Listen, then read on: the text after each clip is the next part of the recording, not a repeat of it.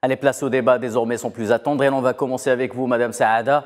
Quelle est la situation économique actuelle dans les zones sinistrées? De quoi a-t-on besoin de manière prioritaire et quelles sont les caractéristiques économiques, bien sûr, des zones touchées sur le plan économique, comme je le disais? Au début, laissez-moi tout d'abord de pitié de tous qui sont morts vraiment Oui. dans cet tremblement de terre catastrophique et tragique en Syrie et en Turquie. Oui.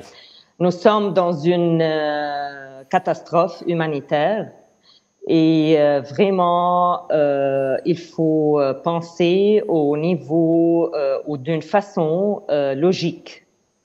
D'une façon pour les êtres humains. Alors, après 12 ans de guerre, de la guerre en Syrie, et après une grande période de souffrance du peuple syrien, oui.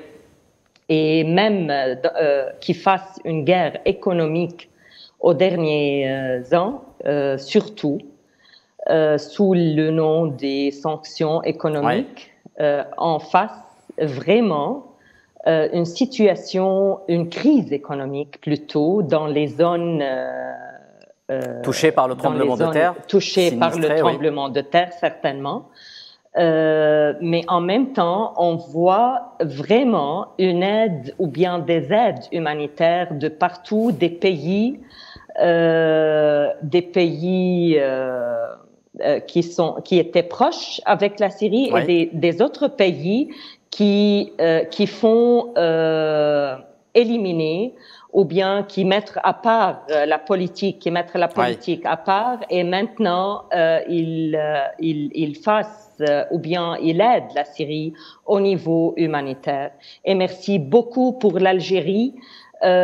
Surtout l'Algérie, c'était le premier pays qui était vraiment sur place au début. L'avion de l'Algérie, elle était la première avion avec des aides humanitaires qui était atterrir à l'aéroport de Damas. À l'aéroport de Damas, vraiment. De Turquie, oui. Et qui suit avec des autres avions, des aides humanitaires. Alors, grand merci à l'Algérie. Mais en même temps, on est envisagé aussi une double mesure des autres pays et surtout les pays occidentaux qui parlent dès le début de la guerre en Syrie, qui parlent pour des prétextes de l'ingérence dans notre pays, qui parlent des droits de l'homme, qui parlent de la protection des êtres humains, qui parlent de protéger le peuple syrien.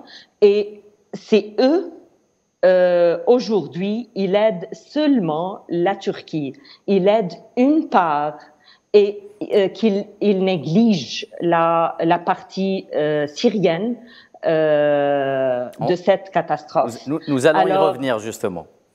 Sur la nature de l'aide qui est proposée aux deux parties, à la fois à la Turquie et la Syrie.